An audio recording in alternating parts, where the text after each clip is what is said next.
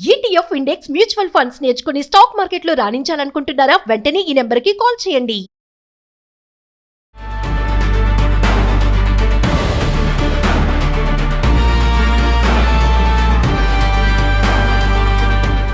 నమస్తే, welcome to Suman TV. Present మనతో పాటు ఉన్నారు corporate and soft skills trainer Madhuravani గారు. నమస్తే మ్యామ్.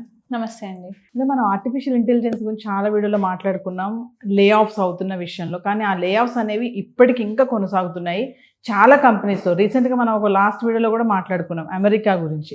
ఇప్పుడు ఇది ఇండియాలోనే కాకుండా అమెరికా వరకు కూడా వెళ్ళడం జరిగింది. సో అక్కడ కూడా చాలామంది, అంటే లక్షల మంది ఉద్యోగాలు పోతున్నాయని చెప్పేసి ఒక న్యూస్ అయితే రావడం చూస్తున్నాం. అంటే కొత్తగా ఫ్రెష్ సాఫ్ట్వేర్ డెవలపర్స్ ఎవరైతే ఉంటారో వాళ్ళకి ఉద్యోగ అవకాశాలు తక్కువ ఉంటున్నాయి అని చెప్పేసి ఒక టాక్ అయితే నడుస్తుంది. మరి ఒకసారి దాని గురించి మాట్లాడుకుంటే, మనం ఫస్ట్ 6 months చూసుకుంటే ఎక్కడ చూసినా, ఏ న్యూస్ చూసినా, ఏ పోస్ట్ చూసినా అన్ని లే ఆఫ్ గురించే మాట్లాడుకున్నారు. ఈ 5-6 monthsలో 1,30,000 జాబ్స్ పోయినాయి మనకి. అంటే లే ఆఫ్ ఎందుకు జరుగుతుంది అని మాట్లాడుకుంటే ఒక కారణం ఏఐ చెప్తున్నారు.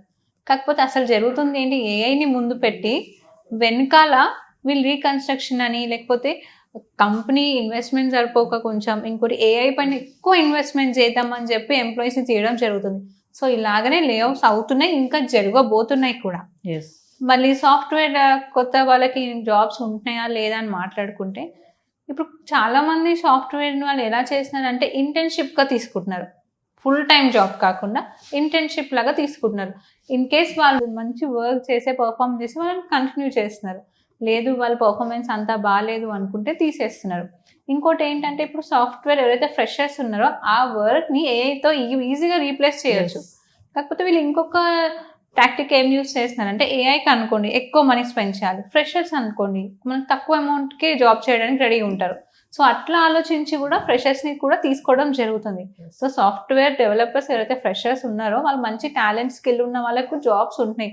అదంతా ఒక మిత్ మాత్రమే, జస్ట్ ఒక రూమర్ సాఫ్ట్వేర్ డెవలపర్కి జాబ్ లేదు అని. But if you have good skills, మీ దగ్గర అంత మంచి టాలెంట్ ఉంటే మీరు ఏ జాబ్ అయినా క్రాక్ చేసుకోవచ్చు. మీరు కంపెనీ వీసా అని అంటున్నారు కదా మేడం, అంటే ఏంటి అసలు కంపెనీ వీసా అంటే? అంటే మన వాళ్ళు ఎవరైతే వేరే కంట్రీస్కి వర్క్ వెళ్తారో వాటిని వర్క్ వీసా అంటారు. కంపెనీ అంటే కంపెనీ వాళ్ళు వీసా ఇస్తారు వీళ్ళకి, అంటే ఆఫర్ లెటర్ ఇవ్వడం అండ్ వర్క్ స్టే పర్మిషన్ ఇవ్వడం, అవన్నీ దాన్నే యూఎస్ఏ మాట్లాడుకుంటే H1B వీసా అంటాం. అది వర్క్ వీసాని, అది కంపెనీయే ప్రొవైడ్ చేస్తుంది వాళ్ళకి. ఇప్పుడు ట్రంప్ కూడా కొత్తగా ఇంకో ఆలోచన ఏంటంటే 60 days గ్రేస్ పీరియడ్ ఏదైతే ఉంటుందో దాన్ని కూడా తీసేయాలి, ఎత్తివేయాలని చెప్పి ఒక ఆలోచన నడుస్తుందని చెప్పి ఒక టాక్ అయితే వస్తుంది. In case 60 days grace period తీసేస్తే మరి మన వాళ్ళకి వచ్చే సమస్యలు ఏంటి? యూఎస్లో ఎవరైతే H1B వీసా పైన వెళ్తారో వాళ్ళు ఒకవేళ జాబ్ వెళ్ళిపోయింది అనుకోండి, వాళ్ళకి 60 days టైం ఉంటుంది మళ్ళీ జాబ్ వెతుక్కోవడం కోసం. ఇన్ కేస్ ఒకవేళ ట్రంప్ తీసేశారనుకోండి, వీళ్ళు వెంటనే రిటర్న్ రావాల్సి వస్తుంది. ఎందుకంటే అక్కడ ఉన్న రూల్స్ ప్రకారం 60 daysలో జాబ్ తెచ్చుకోవాలి. బట్ మీకు ఆ ఆప్షన్ లేకపోతే మీకు టైం ఉండాలి కదా జాబ్ వెతుక్కోవడానికి, లేకపోతే నెక్స్ట్ డేనే మీరు రావాల్సి వస్తుంది. అది చాలా పెద్ద ప్రాబ్లం. అంటే అంత సడన్గా జాబ్ వెళ్ళిపోవడం, వెంటనే రావాలంటే చాలా మంది అక్కడ సెటిల్ అయ్యి ఉన్నారు. సో సడన్గా వెళ్ళిపోవాలంటే అక్కడ వాళ్ళ రెస్పాన్సిబిలిటీస్ ఉంటాయి. అంటే వాళ్ళు అక్కడ ఈఎంఐస్ అని, కొంతమంది ఇల్లు కొనుక్కొని ఉంటారు, కారు కొనుక్కొని ఉంటారు. వెంటనే రావాలంటే వాళ్ళకు కూడా ఇబ్బంది కదా, చాలా ప్రాబ్లం ఫేస్ చేస్తుంది. బట్ నాకు తెలిసి ఇది అమలు కాకపోవచ్చు. ఇన్ కేస్ కనుక అది కనుక అమలు అయితే, ఒకవేళ అనుకుందాం అమలు అయితే కనుక, అంటే మన వాళ్ళు చదువుకుంటూనే ఆ టైంలోనే వీళ్ళు ఏదో ఒక జాబ్ వెతుక్కుని ఇమీడియట్ అవ్వగానే దాంట్లోకి వెళ్ళాలని అంటారా? అంతే కదా. H1B మీద వెళ్ళిన వాళ్ళు అక్కడ ఉండాలంటే మీకు జాబ్ ఖచ్చితంగా ఉండాలి. ఇన్ కేస్ మీరు రిజైన్ చేసి ఉంటే మీకు నోటీస్ పీరియడ్ ఉంటుంది. అంటే మీకు తెలుసు ఇప్పుడు త్వరలో మిమ్మల్ని తీయబోతున్నారని. సో ఆ టైంలో మీరు వేరే జాబ్ వెతుకునే ప్రయత్నం చేసి వేరే జాబ్ తెచ్చుకుంటే మీరు సేఫ్ సైడ్ అనుకోవచ్చు. లేదంటే మనకి ట్రంప్ నోటీస్ పీరియడ్ తీసేసి ఇంకా ఖచ్చితంగా మన టెక్కీస్ అక్కడ నుంచి రిటర్న్ రావాల్సిందే. అంటే ఇదంతా కూడా కేవలం ఆర్టిఫిషియల్ ఇంటెలిజెన్స్ అంటే ఏఐ వల్లే అవుతున్నాయి ఈ లే ఆఫ్స్ అనుకోవచ్చా? ఇంకేమైనా కారణాలు ఉన్నాయా? అంటే ప్రత్యేకంగా ఏ అని చెప్పలేము.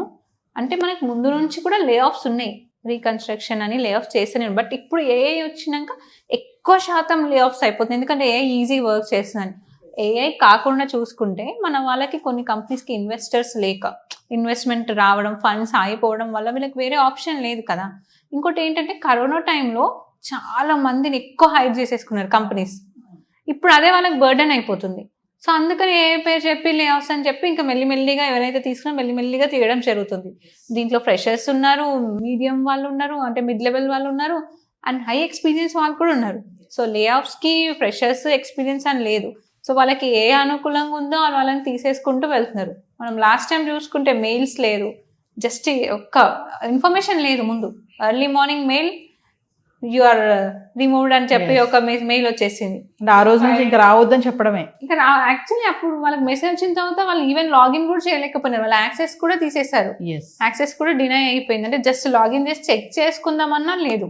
అండ్ అట్లనే వాళ్ళకి ఏదైతే ల్యాప్టాప్స్, ఏవైతే ఫోన్స్ ఏవైతే ఇచ్చారో అవన్నీ కూడా వెంటనే రిటర్న్ తీసుకోవడం జరిగింది. అంటే కొన్ని కంపెనీస్ అయితే ఇలా ఉంటే, కొన్ని కంపెనీస్ ఏమో మళ్ళీ హైర్ చేసుకుంటున్నాక మనం కొన్ని వీడియోలో మాట్లాడుకున్నాం. మరి అదేంటి అంటే ఎవరైతే ఎక్కువ ఇన్వెస్ట్మెంట్ చేశారో వాళ్ళకి ఏఐ మీద నుంచి ఎక్కువ ప్రాఫిట్స్ రావట్లేదు.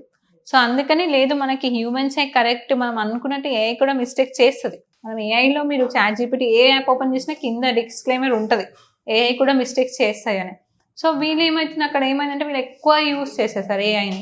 సో అప్పుడు ఇవాళ టోకెన్ మనం మాట్లాడుకున్నాం, టోకెన్స్ లాగా బై చేసుకోవాలి మనము ఏఐ యూస్ చేసుకోవాలంటే సాఫ్ట్వేర్ కోడింగ్కి అని. సో వీళ్ళు ఎంత లేజీ అయిపోయారంటే ఎక్కువ టోకెన్స్ యూజ్ చేస్తున్నారు. మనం వాళ్ళు బ్రెయిన్ పెట్టడం ఆపేసి టోకెన్స్ ఎక్కువ యూజ్ చేస్తున్నారు. అప్పుడు ఏమవుతుంది, ఈ కంపెనీ ఎక్స్పెండిచర్ పెరిగిపోతుంది. సో అందుకని వాళ్ళు వద్దు, అమ్మో ఇది మనకి ఏ ఎక్స్పెండిచర్ ఎక్కువ అయిపోతుంది, మనం హ్యూమన్స్ అయితే బెస్ట్. ఎందుకంటే వాళ్ళు కొంచెం ఒక 1-2 days డిలే అవ్వచ్చు, కాకపోతే వాళ్ళు ఆలోచించి చేస్తారు. బగ్స్ ఉన్నా ఏమున్నా చేసుకుంటారు. వీళ్ళకి 1 month శాలరీ ఇస్తే సరిపోతుంది. కానీ ఇక్కడ టోకెన్స్ అయితే వాళ్ళ 1 month శాలరీ 1-2 daysలో అయిపోతుంది. సో అప్పుడు కంపెనీస్ ఏం చేస్తున్నారు, ఏఐని ఆపేసి మళ్ళీ హ్యూమన్స్ని రీహైర్ చేసుకుంటున్నారు. కొంతమంది ఎవరినైతే తీసేశారో వాళ్ళకి హైక్ ఇచ్చి మనం తీసుకోవడం కూడా జరుగుతుంది. సో ఏదేమైనా ఆర్టిఫిషియల్ ఇంటెలిజెన్స్ వల్ల మన దగ్గరే కాకుండా ఇతర దేశాల్లో కూడా ఈ సమస్య ఉందని అనుకోవచ్చు. మొత్తం వరల్డ్ మీద ఏఐ ఇంపాక్ట్ చాలా ఉంది. లే ఆఫ్స్కి కానీ వేరే విషయాలు కానీ అన్ని విషయాల్లో కొంచెం ఏఐ ఇంపాక్ట్ అయితే చాలానే ఉంది. Thank you.